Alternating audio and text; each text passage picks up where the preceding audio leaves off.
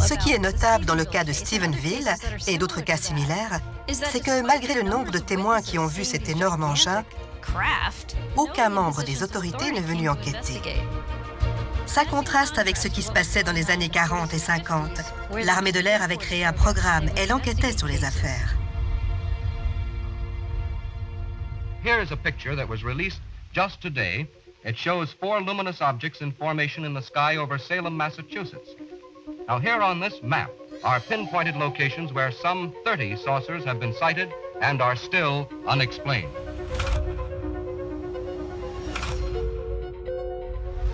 En 1949, l'armée a commencé à se pencher sur ces montagnes de rapports que l'Air Force recevait au sujet des ovnis. Headquarters, United States Air Forces issued a directive for a detailed study of flying disc reports. Le programme s'est d'abord appelé Projet Cygne, ensuite Projet Grudge et enfin Projet Blue Book. Le projet Blue Book a été géré depuis un bureau miteux de la base aérienne de Wright-Patterson. Ils avaient une cafetière défectueuse, 2-3 bureaux, une grande carte au mur, et ça se résumait à ça. Mais ils avaient mis un système en place.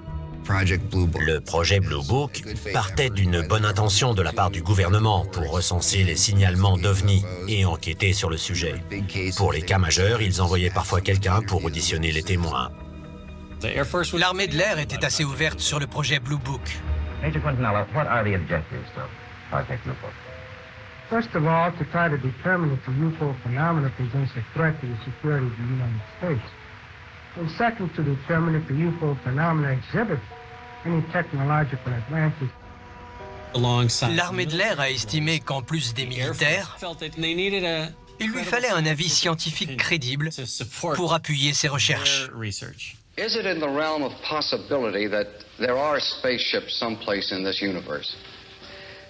Well, if you put it in the word, use the word possibility and not probability, then I would have to say, I think as any scientist would have to say, it is certainly possible, yes. J. Allen Hynek était un professeur de l'université de l'Ohio. C'était quelqu'un de très posé. Son travail consistait à éplucher les piles de signalements d'OVNI reçus par l'armée de l'air pour essayer de comprendre ce qu'il se passait. Le projet Blue Book a passé en revue 12 000 observations d'OVNI. Bon nombre d'entre elles présentaient une ressemblance frappante avec ce qu'on voit aujourd'hui. Des engins de forme similaire, parfois de la même couleur, aperçus en vol stationnaire et qui, d'un coup, disparaissent à une vitesse hypersonique. Il y a de multiples cas comme ça. En travaillant sur le projet Blue Book, Hynek note qu'il est capable d'expliquer 80% des cas. Mais il remarque aussi que pour les cas restants, environ 20%, il n'a pu trouver aucune explication.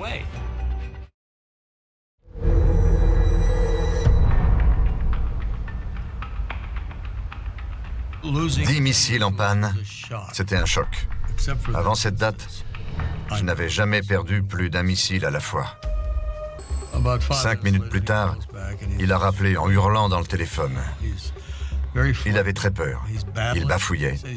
Il m'a dit que tous les gardes tenaient l'objet en mire et qu'ils attendaient nos ordres. J'ai répondu, ne laissez rien pénétrer dans la zone clôturée. Quand j'ai raccroché, j'ai cru qu'il s'agissait d'une attaque. De qui ou de quoi, je n'en avais aucune idée. Tous les voyants du panneau de contrôle se sont allumés. D'un bout à l'autre du panneau, il passait du vert au rouge. Les missiles étaient devenus inexploitables. Si le président avait donné l'ordre de lancer les missiles, on n'aurait pas pu le faire. D'une manière ou d'une autre, des véhicules étaient parvenus à manœuvrer au-dessus des ICBM et à les éteindre. On ne sait pas ce qui s'est passé. On ne l'a jamais su. Je ne vois pas ce qui aurait pu éteindre les 10 missiles en quelques secondes. On savait que ce n'était pas une fabrication humaine parce qu'on n'avait jamais vu ça. Après l'incident, on m'a interdit d'en parler à quiconque. J'ai voulu interroger l'agent de sécurité, mais il m'a dit « Désolé, je n'ai pas le droit d'en parler ». On lui avait ordonné d'oublier ce qui s'était passé. On m'a donné des instructions particulières. On m'a dit de ne plus en parler. Plus jamais. Parce qu'il ne s'était rien passé. Mais dès que je suis rentré, j'ai tout raconté à ma femme. Un homme des enquêtes spéciales du bureau de l'Air Force a insisté pour que je signe un document stipulant que je n'en parlerai plus jamais. Après avoir signé ce papier, on nous a laissé partir, rentrer chez nous, point final. Je n'en ai plus jamais parlé jusqu'en 1994, soit 27 ans plus tard.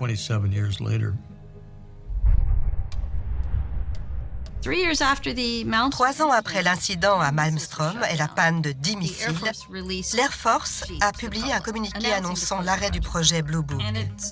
Elle a déclaré qu'aucun ovni signalé, étudié ou examiné par l'Air Force n'avait représenté de menace pour la sécurité intérieure.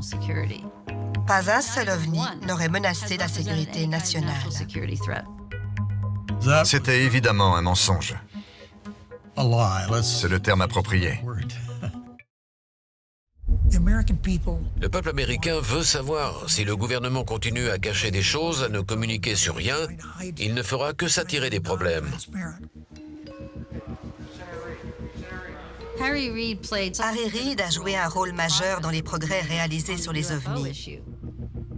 Il est le créateur d'un programme d'enquête sur les ovnis au sein du ministère de la Défense et le promoteur d'une communication officielle et transparente sur le sujet. À mon avis, je pense que le gouvernement devrait y allouer beaucoup plus de fonds et d'intérêt, car le peuple américain est en droit de savoir ce qui se passe. Le New York Times décrit les recherches menées par notre pays sur des signes de vie intelligente. Le programme d'identification des menaces aérospatiales avancées remonterait à 2007. Et l'un de ses saints patrons serait l'ancien sénateur Harry Reid. Les millions de dollars investis dans l'étude des observations d'OVNI et les vidéos des pilotes de chasse américains ont été rendus publics.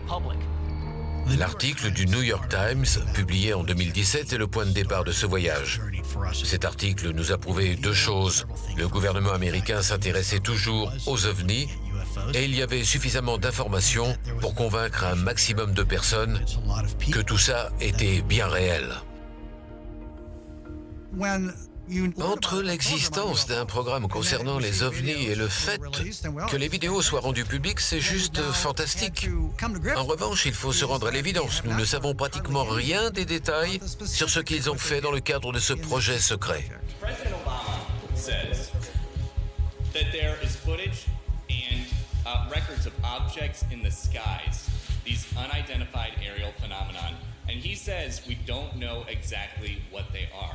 What do you think that it is? I would ask him again.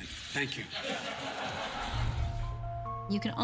Tout ce qu'on peut faire, c'est imaginer ce qu'ils possèdent et ce qu'ils ont appris dans le cadre de ce programme secret. Mais quand y aurons-nous accès? Si l'on dissimule l'information au lieu de la partager au plus grand nombre, il est normal que les gens finissent par devenir conspirationnistes. C'est en la divulguant qu'on pourra la mettre en lumière, en faire l'objet d'une étude objective et lui retirer son aspect conspirationniste.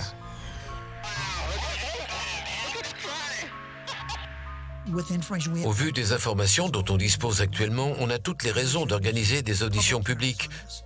C'est le moment idéal pour en faire. Harry Reid a défendu ses idées jusqu'à sa mort. Mais heureusement, un autre membre du gouvernement est venu perpétuer son héritage et reprendre le flambeau. Je m'appelle Kirsten Gillibrand. Je suis sénatrice de l'État de New York et je siège au Comité des Forces armées ainsi qu'au Comité du renseignement des États-Unis. Ces 10 dernières années, les rapports sur les PAN, les phénomènes aérospatiaux non identifiés, se sont fait rares au sein du Comité des Forces armées. En discutant avec des membres du personnel, ils m'ont conseillé d'en parler à un certain Harry Reid. Je l'ai donc appelé et lui ai dit « Harry, je suis fasciné par le sujet des PAN. Vous pourriez m'en apprendre un peu plus ?» Ce à quoi il m'a répondu « Quel plaisir de l'entendre, il faut vous plonger dedans. » Plus je creusais le sujet, plus je me rendais compte que nos forces armées étaient tout à fait capables d'enregistrer des phénomènes aérospatiaux non identifiés. Toutefois, avec le temps, j'ai compris qu'il valait mieux ne rien dire si l'on voyait quelque chose de difficilement identifiable, au risque de passer pour un fou et de ruiner sa carrière. Air Force interest in this problem has been due to our feeling of an obligation to identify anything in the air that may have the possibility of threat or menace to the United States. Le peuple américain voulait des réponses, mais l'Air Force a choisi de brouiller les pistes. Our critics continually charge that the United States Air Force is withholding information from the general public. This is absolutely untrue. We are not hiding anything. We have nothing to hide. Au début des années 70, le gouvernement a classé son enquête sur les ovnis. Puis, ils ont choisi de rester silencieux et de prendre leur distance avec cette histoire. Et c'était le cas pendant des dizaines d'années, ou du moins, c'est ce qu'on nous a fait croire. En 2008, j'ai été approché par deux représentants d'un mystérieux bureau du Pentagone. Ils s'occupaient du programme d'identification des menaces aérospatiales. Ces personnes m'ont demandé si je voulais rejoindre leur projet. Il consistait à chercher des ovnis. Ce bureau étudiait tous les véhicules aériens non identifiés qui passaient dans les zones aériennes contrôlées des États-Unis. Les gens me demandent pourquoi ils ont fait appel à moi. On m'a dit que c'était pour mon expérience. J'étais un agent spécial de contre-espionnage. Beaucoup de mes missions se sont déroulées à l'étranger. De base, j'étais en Amérique latine. Puis, après le 11 septembre, on m'a envoyé en Afghanistan et au Moyen-Orient. J'ai prêté serment il y a plusieurs années. J'ai juré de défendre mon pays de ses ennemis, à l'étranger comme sur notre sol. C'est pour ça que j'ai accepté de rejoindre ce bureau. J'ai fait ce travail de la même manière que mes autres missions. Pour trouver les ovnis, on utilisait les mêmes méthodologies que pour traquer les terroristes. Les informations qu'on recevait venaient principalement du ministère de la Défense et de l'Armée. Donc, des avions de chasse ou des témoignages de soldats. Le public n'a jamais été impliqué. Ces pilotes sont des observateurs très qualifiés, mais ils sont aussi parmi les meilleurs pilotes du monde et sont aux commandes des appareils les plus sophistiqués qui existent. Quand ils vous disent qu'ils ont vu quelque chose d'indescriptible, c'est la sécurité nationale et notre capacité à réagir aux dangers qui sont touchés. Donc, quand ils rencontrent ces objets, on doit prendre leurs témoignages vraiment très au sérieux.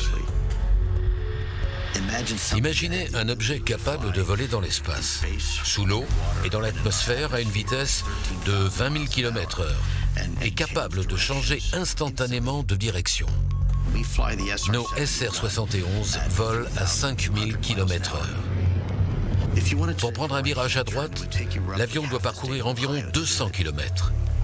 Et pourtant, on voit des objets capables de tourner à 90 degrés instantanément. Et on ne parle pas du tout de la même vitesse. Ils ont été enregistrés à plus de 20 000 km/h. La question est la suivante, comment est-ce possible ?